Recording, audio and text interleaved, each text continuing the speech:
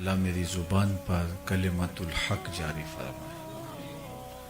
سیرت کے لفظ سے ہم سب لوگ آشنا ہیں۔ یہ کسی بھی چیز کی اصلی حالت کو کہا جاتا ہے۔ قرآن مجید میں حضرت موسیٰ علیہ السلام کے سامنے جادوگروں کی رسیوں کو پھینکنے کا واقعہ موجود ہے، اور جب وہ منوں ٹنوں کے حساب سے رسیاں ڈالتے ہیں اور وہ سانپ بنتے ہوئے دکھائی دیتے ہیں، تو اللہ جل شانہ نے حضرت موسیٰ علیہ السلام اس کی ایکو اگر کم کر دیں اور آواز بھی بے شک کم ہو جائے، تو حضرت موسیٰ علیہ السلام کو کہا کہ تم اپنا عصا پھینک دو، تو وہ اژدہا بن گیا، اور جتنی بھی رسیاں ڈالی گئی تھیں ان سب کو اس اژدہا نے نگل لیا۔ پھر دوبارہ کہا کہ ہم اس کو عصا کی شکل میں بدلتے ہیں، پھر دوبارہ وہ عصا بن گیا۔ تو وہاں قرآن نے جو الفاظ استعمال کیے ہیں سَنُعِيدُهَا سِيرَتَهَا الْأُولَى، اب ہم اس کو اس کی اصلی حالت پہ پلٹاتے ہیں۔ تو وہاں جو لفظ بیان کیا گیا وہ سیرت کا لفظ استعمال کیا گیا۔ سَنُعِيدُهَا، ہم اس کو واپس لے آتے ہیں سِيرَتَهَا الْأُولَى، اس کی اصلی حالت پہ۔ تو کسی شخص کی اصلی حالت ہی اس کی سیرت ہوتی ہے، اور کسی کی اصلی حالت کھل کے کہاں نظر آتی ہے۔ اگر کوئی گاہک سے ہنس ہنس کے بات کر رہا ہو تو اس سے ہم یہ نہیں کہہ سکتے کہ یہ بڑا خوش اخلاق ہے، یہ اس کی کاروباری مجبوری بھی ہو سکتی ہے۔ تو کیسے پتہ چلے گا کہ کوئی شخص اپنی اصلی اور حقیقی حالت میں کہاں ہے؟ تو ہم دیکھتے ہیں کہ انسان اپنے دوستوں کے ساتھ بے تکلف ہوتا ہے، اور بہترین گواہی اس کے گھر کے افراد دیتے ہیں، کیونکہ انسان وہاں بالکل اپنی اصلی حالت میں موجود ہوتا ہے۔ اب آقا کریم علیہ السلام کی سیرت کو سمجھنے کے لیے ام المومنین حضرت سیدہ عائشہ رضی اللہ تعالی عنہا سے اگر پوچھتے ہیں تو وہ برجستہ ارشاد کرتی ہیں کان خلقہ القرآن۔ اگر حضور کی سیرت سمجھنی ہے تو قرآن کھول کے بیٹھ جاؤ۔ جہاں جہاں قرآن روکتا ہے وہاں حضور کو آپ نہیں دیکھو گے، اور جہاں قرآن کسی کام کے کرنے کا حکم دیتا ہے تو آپ دیکھو گے کہ حضور اس کو بطریق احسن ادا کر رہے ہیں۔ تو گویا قرآن تھیوری ہے، اگر اس کا پریکٹیکل دیکھنا ہے تو وہ حضور کے اعمال ہیں۔ تو آقا کریم کی سیرت کا خوبصورت نقشہ ام المومنین سیدہ عائشہ رضی اللہ تعالی عنہا نے کھینچا۔ حضرت خدیجہ الکبریٰ رضی اللہ تعالی عنہا حضور کی زوجہ محترمہ، حضور کی سیرت کو بیان کرتے ہیں، اور اس سے قبل میں آپ کو عرض کروں کہ حضرت خدیجہ الکبریٰ حضور سے متاثر ہو کے، حضور کی سیرت سے متاثر ہو کے حضور سے نکاح کیا۔ اس وقت حضور کی عمر مبارک 25 برس تھی کہ انہوں نے ایک تجارتی ذمہ داری حضور کو عطا کی، شام کے سفر کی، اور اپنے غلام میسرہ کو ساتھ روانہ کیا۔ تو واپس کاروباری رپورٹ لینے کے لیے جب وہ میسرہ کو بلا کے بات کرتی ہیں تو وہ بتاتے ہیں کہ حضور علیہ السلام کا کردار کیا تھا، اور کردار کا اتنا خوبصورت نقشہ کھینچتے ہیں کہ حضرت خدیجہ الکبریٰ اس بات پہ آمادہ ہوتی ہے کہ ایسا شخص تو میرے سر کا تاج ہونا چاہیے، چونکہ کسی شخص کی سیرت کا جوہر اس کے سفر میں بھی کھلتا ہے۔ حضرت عمر رضی اللہ تعالی عنہ نے کسی شخص کے بارے میں کسی سے پوچھا تو اس نے اس کے بارے میں کوئی رائے دی، تو آپ نے فرمایا کہ تو نے اس کے ساتھ رشتہ داری کر کے دیکھی ہے؟ کہا نہیں۔ کہا اس کے ساتھ سفر کر کے دیکھا ہے؟ کہا نہیں۔ کہا پھر اپنی رائے کو محفوظ رکھ، ابھی تو رائے نہیں دے سکتا، چونکہ ہم نے دیکھا ہے کہ بہت سارے لوگ دور سے اچھے اچھے لگتے ہیں، لیکن رشتہ داری کر کے دیکھو تو پھر کھلتے ہیں۔ وہ دور دور سے بھلے بھلے دکھائی دیتے ہیں، لیکن سفر کر کے دیکھو تو پھر پتہ چلتا ہے کہ یہ شخص کس مرتبے پہ فائز ہے۔ اس کے لہجے میں یوں تو برف تھی، لیکن جو چھو کے دیکھا تو ہاتھ جل گئے۔ تو اس لیے اصل دیکھنا ہوتا ہے کہ کوئی شخص بے تکلف دوستوں کے ساتھ کیسا ہے، اہل خانہ کے ساتھ کیسا ہے، سفر میں کیسا ہے، رشتہ داریوں کے ساتھ کیسا ہے۔ اب میسرہ جس نے سفر کیا ہے وہ اس انداز سے حضور کی سیرت کا نقشہ کھینچتا ہے کہ حضرت خدیجہ الکبریٰ حضور علیہ السلام کو اپنا سرتاج بنا لیتی ہیں، حضور سے نکاح کر لیتی ہیں، اور پھر انہوں نے حضور کو جب اور قریب ہو کے دیکھا اور نیڑے ہو کے دیکھا تو پھر حضور کی سیرت کا نقشہ ام المومنین حضرت خدیجہ الکبریٰ نے جو ہے ہمارے سامنے رکھا ہے۔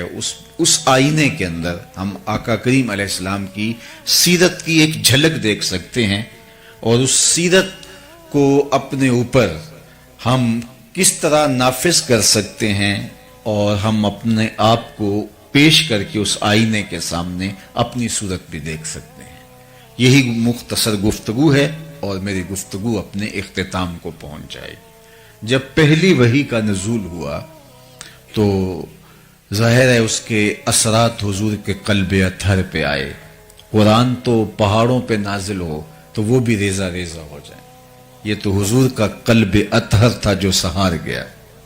لیکن پھر بھی حضور جب گھر تشریف لائے تو حضور نے فرمایا یا خدیجہ زملونی، مجھے سردی کا احساس ہو رہا ہے۔ انہوں نے شال حضور کے کندھوں پہ رکھی اور حضور علیہ السلام نے کچھ ارشاد کیا تو ام المومنین نے کہا کلا واللہ ما یخزیک اللہ ابدا، آپ کو آپ کا رب کبھی بھی بے آبرو نہیں ہونے دے گا۔ کیوں؟ اب یہ برجستہ حضور کی سیرت کے عناوین سامنے رکھتی ہیں، اور جب کسی شخص کے بارے میں رائے پوچھی جائے تو انسان اس کے بہت قریب بھی ہو تو اس کی وہی خوبیاں بیان کرتا ہے جو اس نے بکثرت دیکھی ہوں، ورنہ کسی کے بارے میں رائے پوچھی جائے تو وہ 2 لمحوں کے لیے سوچتا ہے، غور و تأمل کرتا ہے اور پھر کوئی رائے قائم کرتا ہے۔ لیکن جو خوبیاں تسلسل کے ساتھ نظر سے گزرتی رہیں تو وہ انسان بلا تأمل بغیر کسی تردد کے بیان کر دیتا ہے۔ جب آقا کریم نے کہا کہ مجھے اپنی جان کا اندیشہ ہے تو ام المومنین نے کہا آپ پریشان نہ ہوں، کلا واللہ ما یخزیک اللہ ابدا انک لتصل الرحم وتحمل الکلا وتکسب المعدوم وتقری الضیف وتعین علی نوائب الحق، اور ایک روایت میں وتصدق الحدیث۔ تو حضور کے یہ نمایاں 5 یا 6 وصف انہوں نے بیان کیے، کہا کہ آپ پریشان نہیں ہوں، آپ کا رب آپ کو کبھی بھی جو ہے وہ آپ کی شان میں فرق نہیں آنے دے گا، اس لیے کہ آپ کا وصف نمایاں یہ ہے کہ آپ رشتہ داروں کے ساتھ سلوک اچھا کرتے ہیں۔ چونکہ سب سے پہلا دائرہ جو ہمارے ارد گرد کھینچا ہوا ہے وہ ہمارے رشتہ داروں کا ہے، اس کے بعد پھر آگے چلتے ہیں۔ تو یہیں سے دیکھ لیں کہ کوئی کیسا ہے۔ کسی شخص کو دیکھنے کے لیے، پرکھنے کے لیے یہی اندازہ کرنا ہوتا ہے کہ اپنے رشتہ داروں کے ساتھ اس کا رویہ کیا ہے۔ اور میرے اور آپ کے آقا و مولا حضور ختمی المرتبت صلی اللہ علیہ وآلہ وسلم نے نہ صرف رشتہ داروں کے ساتھ حسن سلوک کرنے کی لوگوں کو تلقین کی، آقا کریم کا اپنا عمل دیکھیے، رشتہ داروں نے جو کچھ کیا اور پھر میرے حضور نے اس کا جو جواب دیا اور حکم دیا سل من قطعک وات من حرمک، جو تم سے تعلق توڑے تم اس سے تعلق جوڑو، جو تمہیں محروم رکھے تم اس کی جھولیاں بھر دو۔ عمومی طور پہ بندہ کہتا ہے اگر کوئی 10 قدم پیچھے اٹھے گا تو میں 50 قدم پیچھے ہٹ جاؤں گا، تو یہ کیا کمال ہوا؟ تو پھر اس سے بھی آگے گزر گیا۔ بات تو یہ ہے کہ تو کوئی 10 قدم پیچھے ہٹے گا تو میں اسے ہٹنے نہیں دوں گا، تجھے بھی جیت لوں گا ایک دن محبت کے زور پہ۔ تو یہ صلہ رحمی ہے، جو شخص یہ چاہے، فرمایا میرے اور آپ کے آقا و مولا حضور ختمی المرتبت صلی اللہ علیہ وآلہ وسلم نے ہمارے ماں باپ ان پہ قربان ہوں، زندگی گزارنے کا ڈھب سکھایا، اسلوب دیا۔ جو کوئی چاہے کہ اس کی عمر میں برکت ہو اور رزق میں اضافہ ہو، وہ رشتہ داروں کے ساتھ سلوک اچھا کرے۔ بعض اوقات رشتہ داروں کا سلوک بہت برا ہوتا ہے اور بندہ اس وقت سوچتا ہے کہ جناب میرا تو کوئی قصور نہیں ہے، ان کا رویہ ہی تلخ ہو گیا، تو میں اگر کروں گا تو مجھے اس کا جواز حاصل ہونا چاہیے۔ اچھوں کے ساتھ تو اچھائی کرنا کمال نہیں ہے، بروں کے ساتھ اچھائی کرنا کمال ہے۔ اور صوفیاء نے تو زندگی بھر درس ہی یہی دیا۔ ایک بزرگ وضو کر رہے تھے دریا کنارے، تو ایک بچھو پانی میں ڈوبتا تیرتا ایک لکڑی کے سہارے کبھی گر جاتا، لہروں کی زد میں آتا، تو ان کے دل میں ترس جاگا، تو آگے بڑھ کے اس کو نکالنا چاہا تو اس نے ہاتھ پہ ڈنگ مار دیا، تو درد ہوا تو ہاتھ جھٹک دیا تو وہ گر گیا، تو پھر ڈوبنے لگا تو پھر نکالا، پھر تیسری مرتبہ، 6-7 مرتبہ جب ایسا ہوا تو جو وضو کے خدمت پر معمور مرید تھا پاس کھڑا تھا، حضرت اس نے 7 مرتبہ آپ کو ڈنگ مارا اور آپ اس کو بار بار نکالنا چاہتے ہیں؟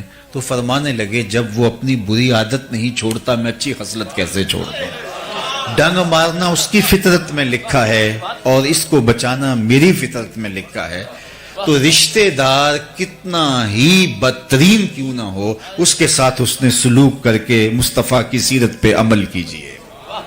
میں آپ کو بتاؤں کہ سب سے بہتر صدقہ کون سا ہے؟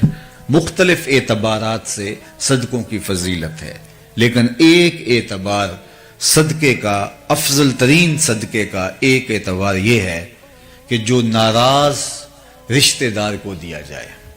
جو رشتہ دار تم سے ناراض ہے، پھنس گیا، ہر وقت تمہیں گرانے کے چکر میں رہتا تھا، آج مصیبت میں آ گیا، اب اس کی آپ مدد کریں، اس کو اٹھائیں، اس کو کھڑا کریں، تو آپ کا نفس اس کی اجازت نہیں دیتا، لیکن اس کے باوجود بھی آپ کریں گے تو پھر آپ اپنے نفس کی مخالفت کر کے کریں گے۔ تو جس عمل کے اندر نفس آپ کا مخالفت کر رہا ہو تو پھر وہ آپ اللہ کی رضا کے لیے کر گزریں تو اللہ کے ہاں وہ مقبول ترین عمل ہے۔ تو رشتہ داروں کے ساتھ اچھا سلوک کرنا یہ حضور کا وصف نمایاں ہے۔ مکہ المکرمہ فتح ہوتا ہے تو جن لوگوں نے حضور علیہ السلام کو اذیتیں دی تھیں، کانٹے بکھیرے تھے، گڑھے کھودے تھے، راستے کے اندر اذیتیں کھڑی کی تھیں، اوجریاں ڈالی تھی، کیا کیا مصائب نہیں کھڑے کیے تھے، آج سب کو اپنا کیا دھرا یاد آ رہا ہے اور سب تھر تھر کانپ رہے ہیں کہ آج فاتح بن کے مکے میں داخل ہوئے ہیں تو ہمارے سر اتر جائیں گے۔ لیکن حضور جب تشریف لائے تو فرمایا ان سب کو بلا کے بتاؤ میں تمہارے ساتھ کیا سلوک کروں؟ تو انہوں نے کہا کہ آپ کریم باپ کے کریم بیٹے ہیں تو ہم آپ سے خیر کی توقع رکھتے ہیں، اور ان کا خیال یہ تھا کہ گردنیں اترنے سے بچ جائیں تو یہ بھی بڑی بات ہے، شہر بدر کر دیے جائیں اور سزا دے دی جائے لیکن جان بخشی ہو جائے، اور انہوں نے کہا کہ آپ کریم باپ کے کریم بیٹے ہیں، ہم آپ سے خیر کی توقع رکھتے ہیں۔ تو میرے اور آپ کے آقا و مولا نے جو جواب دیا ان کی آنکھیں کھلی کی کھلی رہ گئیں، ان کو یہ توقع نہیں تھی جو حضور علیہ السلام نے فرمایا، اذهبوا انتم الطلقاء، جاؤ تم سب آزاد ہو، اور آج میں تمہیں وہی کہوں گا جو میرے بھائی یوسف نے اپنے بھائیوں سے کہا تھا، لا تثریب علیکم اليوم، اللہ اکبر۔ تو یہ تھا حضور کا رویہ، یہ تھا حضور کا رشتہ داروں کے ساتھ اس نے سلوک، خون کے پیاسوں کو قبائیں دی، اللہ اکبر۔ اور فتح مکہ کے موقع پر آپ تاریخ پڑھیں، کچھ لوگوں کے بارے میں حضور نے معافی نہیں دی، یہ وہ بدترین لوگ تھے کہ جنہوں نے بہت اذیت پہنچائی تھی، ان میں ابن خطل تھا، اس کی لونڈیاں جو ہے وہ ارنبا اور اس طرح اور کچھ لوگ تھے، ایک شاعر تھے کعب بن زہیر، تو ان کے بارے میں بھی سخت حکم دیا، من لقی منکم کعب بن زہیر فلیقتلہ، تم میں سے کسی کو بھی کعب بن زہیر ملے تو اسے چھوڑنا نہیں، اسے قتل کر دینا ہے، سخت حکم دیا حضور نے۔ اب ابن خطل بھی مارا گیا، کعبے کے پردے میں چھپ گیا تھا، وہاں سے نکال کر کے چاہے زمزم اور مقام ابراہیم کے درمیان اس کو کاٹا گیا، اور باقی اس کی لونڈیوں کو بھی، لیکن یہ بھاگ گیا۔ تو اس کے بھائی نے اس کو پیغام بھیجا کہ تو حضور علیہ السلام کے غلاموں کی نظروں سے کب تک بچتا رہے گا، آخر کسی دن تو ان کے ہتھے چڑھے گا اور وہ تجھے چھوڑیں گی نہیں، چونکہ تیرا مشخص کر کے نام حضور نے ذکر کیا ہے، گلی گلی میری یاد بچھی ہے، پیارے رستہ دیکھ کے چل، مجھ سے اتنی وحشت ہے تو میری حدوں سے دور نکل، کدھر بھاگے گا؟ اس نے کہا کہ پھر میں کیا کروں؟ کہا کہ تو کسی طرح حضور کی خدمت میں خود حاضر ہو جا اور معافی طلب کر لے، مجھے امید ہے وہ معاف کر دیں گے۔ آرڈر بہت سخت ہے، اور آقا کریم علیہ السلام کی خدمت میں وہ اس طرح حاضر ہوا کہ فجر کا وقت تھا، ابھی اندھیرا چھایا ہوا تھا، حضور مسجد میں تشریف فرما تھے، اس نے چہرے پہ کپڑا لپیٹا اور آقا کریم کے قریب آ کے بیٹھ گیا۔ اس کا خیال یہ تھا کہ میں بات چھیڑتا ہوں، اگر کوئی راستہ ملتا ہے تو میں بتاؤں گا کہ میں کعب بن زہیر ہوں، اور اگر نہیں راستہ ملتا تو کسی پتلی گلی سے نکل جاؤں گا، اور حاضر ہو کے کہتا ہے جناب اگر ہم کعب بن زہیر کو ڈھونڈ لائیں تو آپ معاف کر دیں گے؟ تو آقا کریم نے مسکرا کے کہا کعب تو آج گیا ہے، جا میں نے معاف کر دیا۔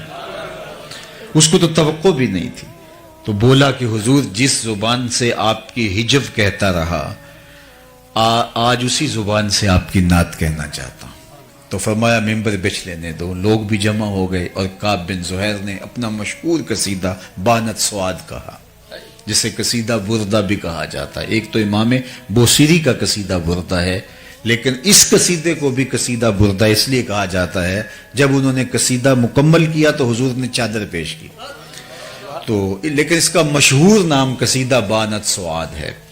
تو اس نے ممبر پہ کھڑے ہو کے جو کہا ذرا سنیے، اتیت عند رسول اللہ معتذرا والعذر عند رسول اللہ مقبول۔ لوگوں معافی مانگنے آیا تھا، یہاں آ کے پتا چلا نبی تو ہے ہی بندہ نواز۔ اور آگے کیا کہتا ہے، ان الرسول لنور یستضاء بہ مہند سیف من سیوف الہند مسلول۔ بے شک بغیر کسی شبے کے اللہ کا نبی نور ہے، ایسا نور جس سے زمانہ چمک رہا ہے، جس نور سے لوگ بھی فیضیاب ہو رہے ہیں۔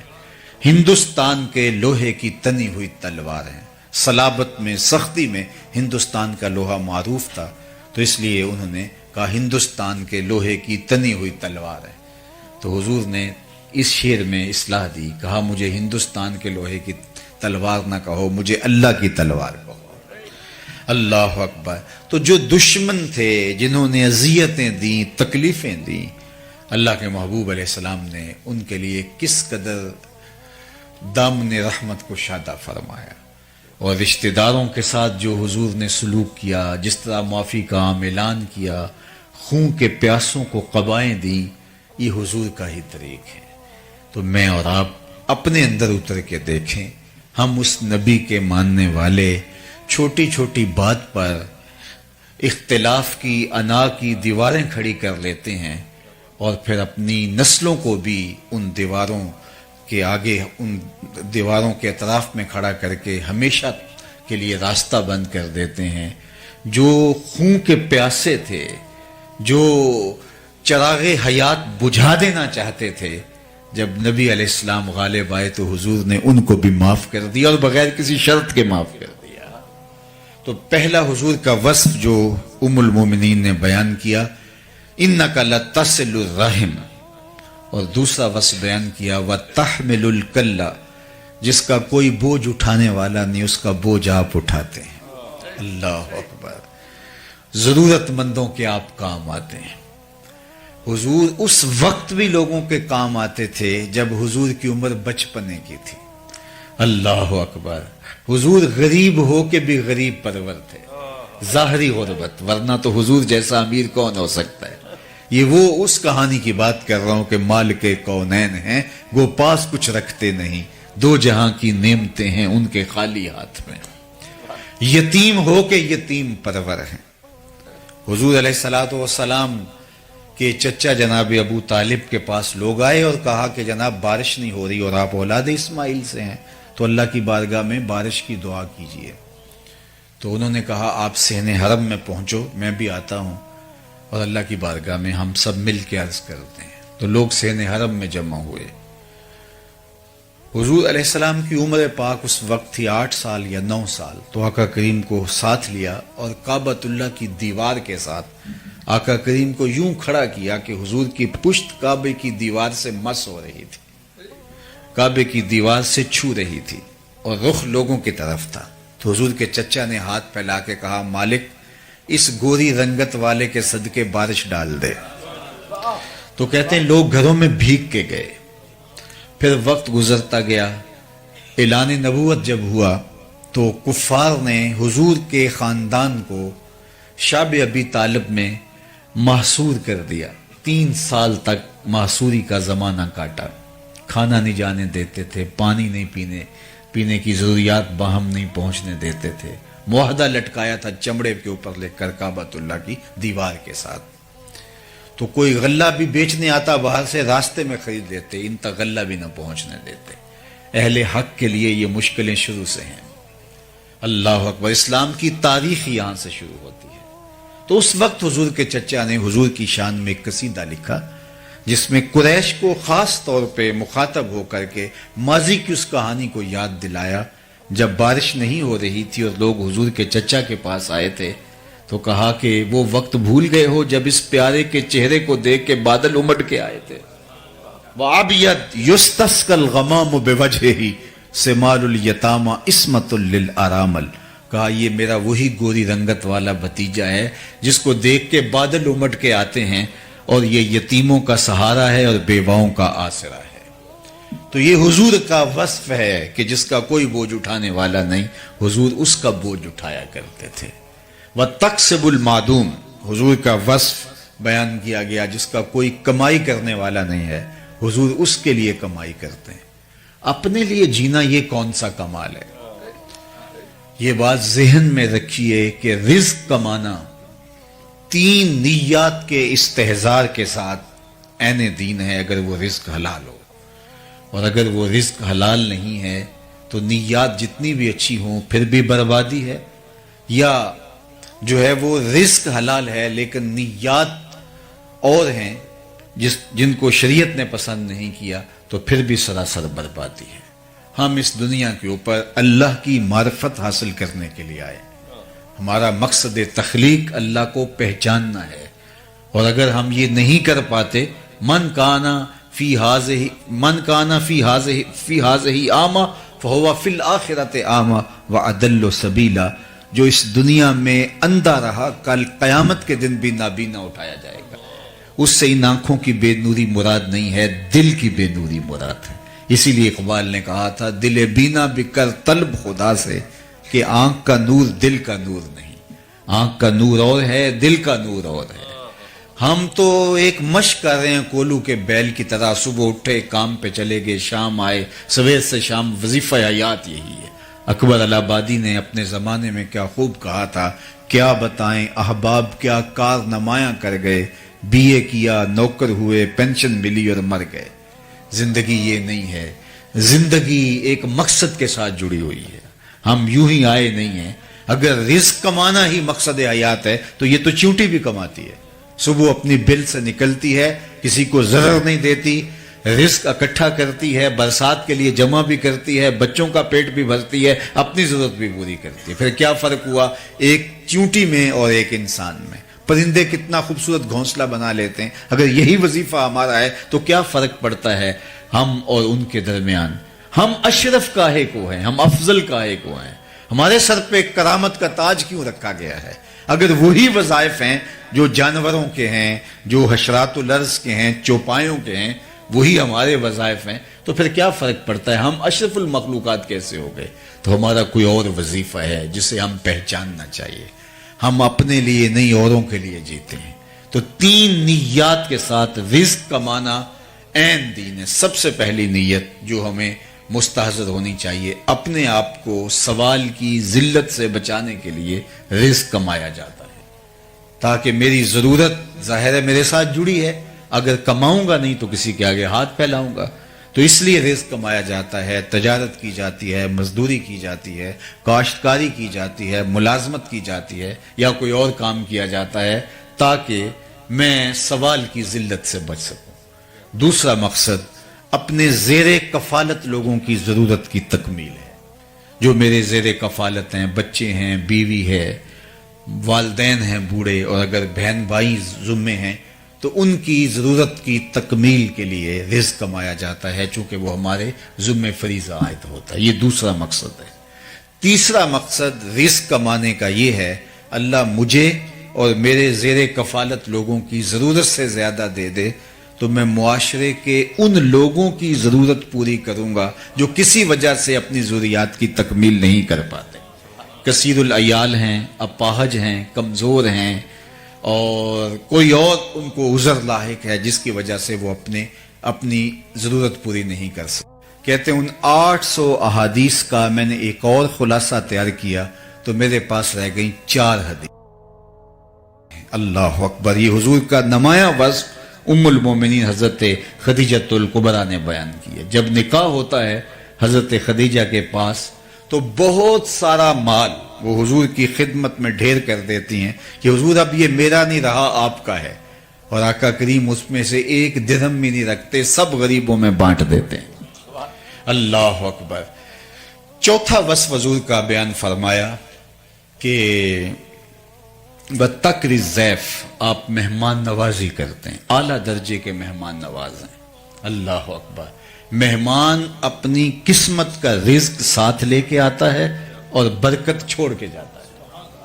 اور اسی لیے جو ہے وہ یہ اچھا لگتا ہے کہ لوگوں کو کھلایا جائے. حضرت شاہ شاہاں میر میراں پیر پیراں حضرت سیدنا شیخ عبد القادر الجیلانی علیہ رحمہ و رضوان فرماتے ہیں آدھا فقر بھوکوں کو کھانا کھلانا اور برہنہ بدن لوگوں کو لباس پہنانا ہے. باقی جتنے بھی ریاستیں عبادتیں دیگر اعمال وہ آدھے میں آتے ہیں. تو اسی لیے وہ یہ پنجابی کا کلام پڑھ رہے تھے تو مجھے حوصلہ ہو گیا میں بھی کوئی پنجابی کا شعر پڑھ لوں. تو اس پر ہمارے پنجابی شاعر بابا بلے شاہ نے کہا تھا اٹ کھڑک کے دکڑ وجے تتا ہوئے چولہا. وہ کھانے پہ لوگوں کو بانٹنے میں مہمان نوازی کے حوالے سے انہوں نے قلم توڑ دیا. اٹ کھڑک کے دکڑ وجے تتا ہوئے چولہا آن فقیر کھا کھا جامن راضی ہوئے بلا. تو فقیر کو اچھا لگتا ہے کہ اس کا لنگر چلتا رہے اور لوگ آتے رہیں اور کھاتے رہیں. تو کہا وَتَّقْرِ الضَّيْفَ, اور حضور کا ایک وصف بیان کیا ام المومنین نے وَتَصْدُقُ الْحَدِيث, آپ ہمیشہ سچ بولتے ہیں. اور آپ کو عرض کروں یہ آپ سب جانتے ہیں کہ ابھی حضور نے نبوت کا اعلان بھی نہیں کیا, صادق اور امین پہلے کہلائے. یہ کردار ہے. میں یہاں آپ سے عالی مرتبت سادات کرام کی موجودگی میں عرض کرنا چاہوں گا, آپ میں سے کچھ لوگ بلڈر بھی ہیں, اگر کسی کو ٹھیکہ دیا جائے کہ یہ اتنا بڑا گھر بنانا ہے اور اس کی مدت دی جائے 1 سال, تو آپ کہیں گے یہ بہت مشکل ٹارگٹ ہے. اتنا بڑا گھر بنانا ہے, 6 کنال کا, 10 کنال کا, 1 ایکڑ کا, 2 ایکڑ کا گھر بنانا ہے اور 1 سال میں مکمل کرنا ہے. تو ہاں جی 1 سال میں کرنا. آپ کہتے ہیں ٹھیک ہے ہم کر لوں گا, اپنا حساب لا کے بتا دیتے ہیں, لیکن وہ آپ کو شروع ہی نہیں کرنے دیتا. 1 سال میں پہلے 8 مہینے وہ شروع ہی نہیں کرنے دیتا. تو آپ کہیں گے میرا وقت بیتتا چلا جا رہا ہے, آپ تو روز لڑیں گے.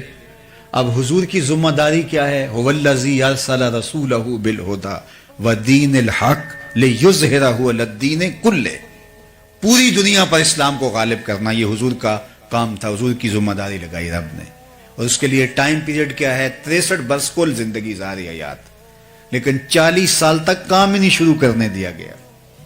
40 سال تک کام ہی نہیں شروع کرنے دیا گیا. اب ذرا دیکھیے, اور 13 سال مکے کے یہ بنیادوں کی کھدائی میں لگ گئے. صرف 10 سال حضور کو ملے, اور 10 سال میں بھی 27 جنگیں لڑی ہیں. آپ کے پتہ نہیں کیا دفعہ ہے, جو اقدام قتل کی دفعہ ہے ہمارے ہاں وہ ہے 302. تو ہمارے لوگ کہتے ہیں وہاں کہ اگر 302 کا ایک کیس لگ جائے کسی کے ساتھ, جھوٹا الزام بھی, تو آدھی زندگی کھا جاتا ہے. اگر کسی پر قتل کا الزام ہی لگ جائے تو آدھی زندگی وہ کھا جاتا ہے. اور یہاں میرے حضور علیہ السلام نے 27 جنگیں لڑی ہیں ان 10 سالوں میں. 63 برس کل زندگی. کام کیا ہے؟ اتمام دین, اسلام کا غلبہ. اللہ اکبر. اور اس کے میں 40 سال تک اعلان نبوت بھی نہیں حضور نے کیا, اور 13 سال کھدائی میں گزار دیے. اب 10 سال کے اندر حضور علیہ السلام نے وہ کام کر دکھایا. لیکن آپ کہیں گے کہ 40 سال کام کیوں نہیں کرنے دیا, 40 سال کیوں نہیں آغاز کرنے دیا؟ تو آئیے وہ 40 سال کتنے اہم ہے. جب حضور اعلان نبوت کیا تو سب لوگوں کو جبل صفا پہ بلایا, اور بلا کے جب حکم ہوا وَأَنذِرْ عَشِيرَتَكَ الْأَقْرَبِينَ, کہ قریبیوں کو پہلے آپ سمجھاؤ اور ان کو بلاؤ، تو ان کو تنذیر کرو۔ تو حضور نے ان کو بلایا اور کہا لوگوں اگر میں کہوں پہاڑ کی اس جانب سے ایک لشکر آ رہا ہے جو تمہیں تاخت و تاراج کر کے رکھ دے گا تو میری بات مان لو گے؟ تو انہوں نے کہا دیکھیں گے، نظر آیا فبہا، نہ نظر آیا تو پھر بھی کہیں گے ہم اندھے ہیں، آپ سچے ہو، آپ کی صداقت پہ اتنا یقین ہے۔ تو فرمایا کہ اگر تم مجھے اتنا سچا مانتے ہو تو پھر مان لو اللہ ایک ہے۔ تو وقتی طور پہ انہوں نے گو انکار کیا۔ ابو لہب نے کہا تبا لک ہنالک سائر الیوم لہذا جمعتنا، لیکن یہ وقتی طور پہ تھا، لیکن سوچنے پہ مجبور ہو گئے جو کل جھوٹ نہیں بولتا تھا آج جھوٹ کیوں بولے گا۔ تو حضور علیہ الصلوۃ والسلام کی دعوت کو مضبوط ان 40 سالوں نے کیا ہے۔ تو اس لیے میں اور آپ دیکھیں کہ ہمارا کردار کیسا ہے۔ اس لیے میں کتنی بھی اچھی تقریر کر لوں، لیکن اگر میرا کریکٹر اچھا نہیں ہوگا، میرا کردار اچھا نہیں ہوگا، تو آپ کو وہ معلوم ہوگا، تو میرے لفظ آپ سنیں گے، اس کی شاید لذت بھی لے لیں، لیکن وہ آپ کے دل میں نہیں اتریں گے۔ لیکن میرا اگر کردار مضبوط ہے تو میرے لفظ اتنے مضبوط نہ بھی ہوں۔ اسحد و بلال عند اللہ اشہد، بلال کا اسحد بھی اشہد مان لیا جاتا ہے۔ تو یہاں یہ نہیں دیکھا جاتا، کردار دیکھا جاتا ہے۔ اس لیے میرے حضور علیہ السلام ابھی اعلان نبوت نہیں کیا، ابھی پہلی وحی نازل ہوتی ہے۔ یہ حضور کی سیرت کی گواہی حضور کی زوجہ دے رہی ہیں، کہتے ہیں سارا زمانہ مان جائے، بیوی نہیں مانتی، گھر والی نہیں مانتی۔ لیکن یہاں کہانی دیکھیے کہ حضور نے جب کچھ خدشے کا اظہار کیا تو یہ زوجہ محترم بول رہی ہے انک لتصل الرحم وتحمل الکلہ وتکسب المعدوم وتقری الضیف وتصدق الحدیث۔ حضور آپ کی زبان سے کبھی ہم نے جھوٹ سنا ہی نہیں ہے، صادق بھی آپ ہیں، امین بھی آپ ہیں۔ قریش مکہ نے حضور کو صادق اور امین کہا۔ اور یہاں لطف کی بات آپ کو بتاؤں کہ جب حضور کے گھر کا انہوں نے گھیراؤ کر لیا اور آقا کریم علیہ السلام کو شہید کرنے کے درپے ہوئے، اور آقا کریم پھر ہجرت فرما گئے اور حضرت علی المرتضی رضی اللہ تعالیٰ عنہ کو اپنے بستر پہ لٹا دیا، تو انہوں نے حضور کو شہید کرنے کا عزم مصمم کیا تھا اور کہا کہ اگر بنو ہاشم اٹھے تو مل کے لڑیں گے، اگر خون بہا کی ضرورت پڑی تو مل کے دے دیں گے، اور سب حضور کے گھر کا محاصرہ کرنے آ گئے۔ اور حضور علیہ السلام نے کیا کہا، علی صبح اٹھنا، میرے بستر پہ لیٹ جاؤ، صبح اٹھنا اور امانتیں دے کے مدینے چلے آنا۔ تو معلوم ہوا کہ جب وہ حضور کے گھر کا محاصرہ کیے ہوئے تھے، ان کی امانتیں حضور کے گھر میں پڑی ہوئی تھی۔ تو جو اس انتہائی حد تک پہنچ گئے تھے تو اولین فرصت کے اندر وہ اپنی امانتیں نکلواتے نا، پھر اس کے بعد اگلا قدم کرتے۔ آپ کسی پر دھاوا بولنے لگیں تو اس کے ہاں آپ کی امانتیں پڑی ہوں تو آپ کہتے ہیں کہ پہلے اپنی امانتیں تو طریقے سے نکلواؤں، لیکن قریش کو معلوم تھا جو بھی ہو جائے محمد عربی ہماری امانتیں ضائع نہیں ہونے دے گا۔ یہ ہے حضور کا امین ہونا، یہ ہے حضور کا کردار، یہ ہے حضور کی عظمت۔ اللہ اکبر۔ تو کہا وتصدق الحدیث، یہ ہمیشہ سچ بولتے ہیں۔ میں اور آپ دیکھیں، ایک تو ہمارا عشق رسول یہ ہے کہ ہم حضور کے نام کے نعرے لگائیں، میں اس کا انکار نہیں کرتا۔ ایک ہمارا عشق رسول یہ ہے کہ ہم آقا کریم علیہ الصلوۃ والسلام کے نام کے تذکرے کریں، یہ بھی محبت کا ایک پیرایا ہے، رنگ ہے۔ لیکن حضور کی محبت اور حضور کے پیار کا یہ رنگ کہ ہم آقا کریم کی سیرت کے سانچے کے اندر اپنے آپ کو ڈھال لیں۔ محمد دی زیارت محمد دے رنگ وچ، ٹھگ بازیاں جانے پیارا محمد صلی اللہ علیہ وسلم۔ تو میں اور آپ دیکھوں کہ میں اور آپ اگر حضور سے محبت کرتے ہیں تو کیا میری زبان جھوٹ تو نہیں بولتی؟ حضور سے پوچھا گیا علیہ السلام سے کہ مومن بزدل ہو سکتا ہے؟ فرمایا نہیں، مومن بہادر ہوتا ہے، لیکن ہو سکتا ہے کبھی بزدلی کر جائے، آخر بشری تو ہے۔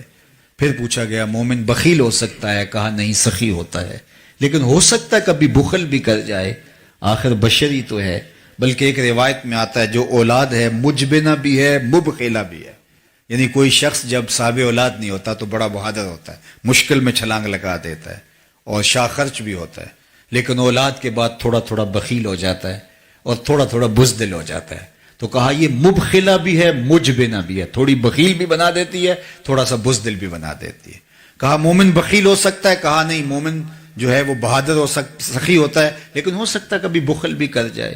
مومن کیا بزدل ہو سکتا ہے؟ نہیں، بہادر ہوتا ہے، لیکن ہو سکتا ہے کبھی وہ بزدلی بھی کر جائے۔ تیسرا سوال حضور سے پوچھا گیا، مومن جھوٹا ہو سکتا ہے؟ حضور نے فرمایا جھوٹا نہیں ہو سکتا، یہ طے ہے مومن ہو اور جھوٹا ہو یہ نہیں ہو سکتا۔ اور میں اور آپ کہیں کہ اگر جھوٹ نہ بولے تو سودا ہی نہیں بکتا ہے، قدم قدم پہ جھوٹ بولیں، تو پھر کس طرح ہم حضور سے دعوی محبت کر سکتے ہیں؟ تو مومن کی یہ شان ہے کہ جھوٹا نہیں ہوتا۔ تو آئیے میں اور آپ اپنے آقا کے اس وصف کو اپنے اندر اتاریں۔ میرے استاد فرمایا کرتے تھے یہ نہ ہو کہ لوگ تمہیں پوچھیں تم کون ہوتے ہو اور تم بتاؤ جناب ہم مسلمان ہوتے ہیں، یہ دیکھو مذہب کے خانے میں اسلام لکھا ہے۔ آپ فرمایا کرتے تھے صاحب نہ کسی کو پوچھنے کی نوبت آئے نہ تمہیں بتانے کی ضرورت ہو، تمہارا کردار ایسا ہو تم دور سے چلے آ رہے ہو، لوگ کہیں وہ دیکھو حضور کا غلام آ رہا ہے۔ نور آنکھوں میں تو چہروں پہ اجالے ہوں گے، مصطفیٰ والوں کے انداز نرالے ہوں گے، دنیا میں بھی ان کے دم سے مقدر چمکا، محشر میں بھی ان کی رحمت کے حوالے ہوں گے۔ تو آئیے میں اور آپ ان کی محبت کا ادعا رکھتے ہیں، کمزوریاں ہیں ہمارے اندر، ان کمزوریوں کو دور کریں اور اپنے آقا کے اوصاف کا عکس اپنے سینے کے اندر اتار لیں تاکہ ہم آقا کے غلام نظر آئیں، آقا کے نوکر نظر آئیں، عکس نظر آئے حضور علیہ السلام کی سیرت کا ہماری زندگی پر، ہمارے شب و روز پر۔ آخری بات جو ام المومنین نے حضور علیہ السلام کے لیے کہی کہ وَتُعِينُ عَلَى نَوَائِبِ الْحَقِّ، کہ جب کوئی حق پہ ہوتا ہے اور کوئی اس کی مدد کرنے والا نہیں ہوتا اور ہم سمجھتے ہیں اس کے ساتھ آپ کھڑے دکھائی دیتے ہیں۔ سچائی کے ساتھ کھڑے ہو جانا، حق اور حقانیت کے ساتھ ڈٹ جانا، یہ بعض اوقات ایسی صورتحال ہوتی ہے کہ بہت ہی مشکل ہو جاتا ہے، لیکن جو پیغمبر نبی رحمت صلی اللہ علیہ وآلہ وسلم کی سیرت کا سبق ہمارے لیے وہ یہی ہے کہ ہر صورت کے اندر آپ حق اور حقانیت کا ساتھ دو، اس کے ساتھ کھڑے ہو کر کے اس کو تقویت فراہم کرو، اس کو طاقت دو، اس کو توانائی دو۔ اگر حق اور حقانیت کے ساتھ آپ نہ کھڑے ہوئے تو اس کی حوصلہ شکنی ہوگی اور جبر ظلم غالب آ جائے گا، اور جب ظلم اور جبر غالب آ جاتا ہے تو پھر معاشرتیں برباد ہو جاتی ہیں۔ تو یہ 6 نمایاں وصف حضرت ام المومنین سیدہ عائشہ حضرت خدیجہ الکبریٰ رضی اللہ تعالی عنہا نے بیان کیے۔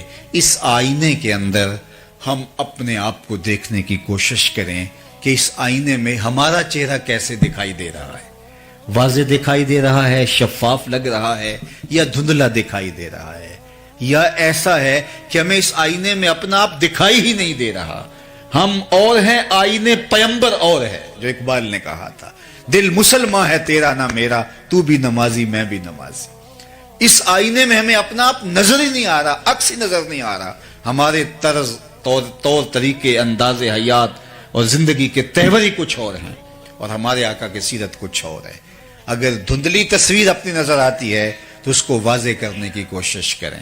قصور آئینے کا نہیں ہے، قصور جو ہے وہ ہمارا ہے، ہم نے اپنے چہرے کو صاف کرنا ہے۔ میاں صاحب پنجابی کا پھر مجھے حوصلہ ہو گیا، انہوں نے کہا تھا کہ شیشے اتے کٹا جمیا تے کنداں چاڑی جاندے۔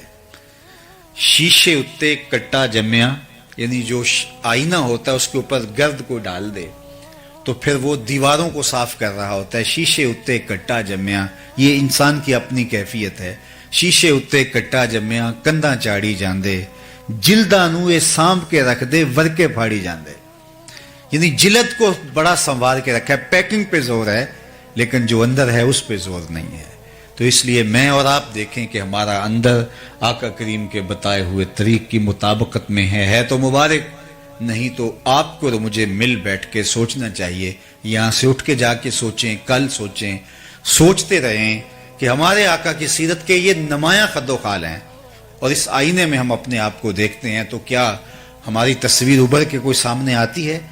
ہمارا کوئی عکس بنتا ہے کہ جو ان اوصاف کے ساتھ مزین ہو؟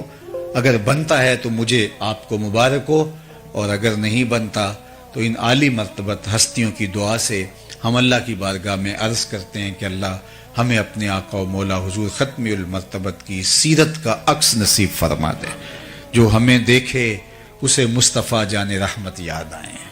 اور ہمارے اسلاف ایسے ہی تھے۔ محمد بن حضرت امام محمد رضی اللہ تعالی عنہ، محمد بن حسن الشیبانی بہت خوبصورت تھے، بہت وجیح تھے۔ تو جب وہ بصرہ آئے نا تو کوئی شخص امام محمد سے مناظرہ کرنے آیا، عیسائیوں کا پادری تھا۔ اس نے کہا میں مسلمانوں کے امام سے مناظرہ کروں گا۔ کسی نے کہا ایسے سوال کروں گا کہ وہ چکرا جائے گا، کسی نے کہا میرے اعتراضات کا تو جواب ہی نہیں دے سکے گا، کسی نے کہا اس کے سوالوں پر ایسے سوال اٹھاؤں گا کہ وہ چکرا کے رہ جائے گا۔ لیکن امام محمد ظاہر اور باطن حضور علیہ الصلوۃ والسلام کی سیرت کے سانچے میں ڈلے ہوئے تھے۔ جو ہی آئے، نورانی چہرہ اور سر پہ سفید امامہ اور سنت کا جسم پہ جامہ، گھوڑے پہ سوار، اور جو ہی تشریف لائے تو وہ جو مناظرہ کرنے کھڑا تھا اس کے لبوں پہ کلمہ جاری ہو گیا۔ تو مسلمانوں نے کہا او تو مناظرہ کرنے آیا تھا، تو کلمہ پڑھ رہا ہے؟ تو اس نے جو جواب دیا وہ سننے کے قابل ہے۔ اس نے کہا جب میں نے امام محمد کے چمکتے ہوئے روشن چہرے کو دیکھا تو میں نے کہا جب مسلمانوں کا چھوٹا محمد اتنی شان والا ہے، بڑا محمد کیسا ہوگا، کا عالم کیا ہوگا۔ کہا جب چھوٹے محمد کا یہ جمال ہے، یہ سیرت ہے اور یہ رنگ ہے، سراج منیرہ کی شعاؤں کی چمک اس کے چہرے سے حویدہ ہے، تو محمد عربی جو بڑے محمد ہے ان کی شان کیا ہوگی۔ تو اس لیے امتی کو دیکھ کر لوگ مصطفیٰ پہ درود پڑھیں۔ جس نبی کا یہ امتی ہے وہ نبی کیا شان کا مالک ہوگا۔ لیکن جب ہم کسی سے دھوکہ کریں گے، جب کسی کو 2 نمبر مال دیں گے، کسی سے جھوٹ بولیں گے، کسی کو فراڈ کریں گے، تو پھر لوگ کہیں گے یہ مسلمان ہوتا ہے، تو بات کہاں تک جائے گی۔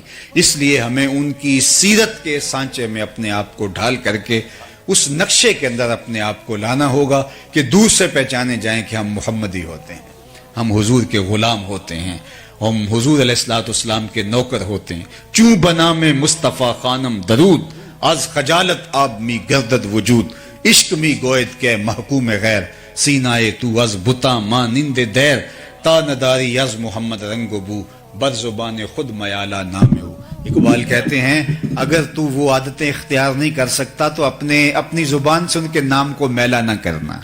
ان کا نام لیا ہے تو پھر لاج بھی رکھنی ہے، دور سے پتا چلے یہ حضور کا غلام ہوتا ہے، یہ حضور کا نوکر ہوتا ہے۔ اب اس پر صرف ایک بات عرض کر کے میں اجازت چاہوں گا۔ قریش مکہ نے بہت تنگ کیا اہل ایمان کو، تو حضرت ابو بکر ایک دن اکتا گئے اور مدینہ المنورہ مکہ المکرمہ چھوڑ کے باہر جانے لگے۔ تو راستے میں ان کو ابن الدغنہ ملتا ہے جو قریش کا سردار تھا۔ تو اس نے کہا ابو بکر کدھر جا رہے ہو؟ کہا کہ میں واپس جا رہا ہوں، مکے کو چھوڑ کر، مکے کے لوگوں نے زندگی اجیرن کر دی ہے، تو ایسے شہر میں نہیں رہنا چاہتا۔ تو اس نے کہا نہیں ابو بکر تم واپس آؤ، تمہارے جیسے لوگ اگر شہر سے چلے جائیں تو شہروں کی رونقیں ختم ہو جائیں گی۔ تو ابن دغنہ نے حضرت ابو بکر کو کہا کہ تمہاری امان میں دیتا ہوں، تم میری امان میں ہو، واپس آؤ، اور تم نہیں جا سکتے۔ اور اس نے لفظ کہا ابو بکر تم کیسے جاؤ گے؟ اِنَّكَ لَتَصِلُ الرَّحِمَ وَتَحْمِلُ الْكَلَّةَ وَتَكْسِبُ الْمَعْدُومَ وَتَقْرِي الضَّيْفَ وَتَصْدُقُ الْحَدِيثَ وَتُعِينُ عَلَى نَوَائِبِ الْحَقِّ۔ ابو بکر تم تو صلہ رحمی کرتے ہو، جس کا کوئی کمانے والا نہیں اس کے لیے کماتے ہو، جس کا کوئی بوجھ اٹھانے والے نہیں اس کا بوجھ تم اٹھاتے ہو، تم سچ بولتے ہو، مہمان نواز ہو، جس کے ساتھ کوئی کھڑا نہیں ہوتا اس کے ساتھ تم کھڑے ہوتے ہو۔ جو وصف حضور کے بیان کیے تھے حضرت ابو بکر کے، وہی وصف ایک کافر نے بیان کیے۔ معلوم ہوا یہ ہوتا ہے مصطفیٰ کی ذات میں فنا ہونا، یہ ہوتا ہے محبوب کی ذات کے اندر اپنے آپ کو گم کر دینا۔ ان کی ہر سنت ہو ثاقب جان و دل سے بھی عزیز، مصطفیٰ کی ذات میں ایسے فنا ہو جائیے۔ تو حضور ابو بکر صدیق رضی اللہ تعالیٰ عنہ وہاں بھی دیکھتے ہیں کہ لوگ حضرت ابو بکر صدیق کو دیکھ رہے ہیں، کبھی حضور کو دیکھ رہے ہیں، ایسے فنائیت حضور کی ذات میں ہوتی ہے۔ تو جب حضور مدینے میں داخل ہو رہے ہیں، حضرت ابو بکر رضی اللہ تعالیٰ عنہ کپڑا تان دیتے ہیں حضور کے اوپر تاکہ لوگوں کو پتہ چلے آقا کون ہے اور غلام کون ہے۔ تو اس طرح حضور علیہ السلام کے سانچے میں ڈل گئے، اور یہاں ان کے وصف دیکھیے۔ تو کیا میں اور آپ اپنے آقا و مولا کے اوصاف حمیدہ کو اپنے اندر اتار کر کے اپنے آقا کریم علیہ السلام کے لیے لوگوں کے دلوں میں درود کے ماحول کو پیدا کیوں نہیں کر سکتے؟ نہ یہ کہ لوگ ہماری کرتوتوں کو دیکھ کر کے ہمارے پیغمبر اور دین اور اسلام کے بارے میں کوئی بات کریں۔ اللہ تعالیٰ جل شانہ ہمیں حضور کی سیرت کا نور عطا کر دے۔ کار ما آخر شدو آخر زما کار نشد، مشت خاک ما غبار کوچائے یار نشد، و آخر دعوانا ان الحمد للہ رب العالمین۔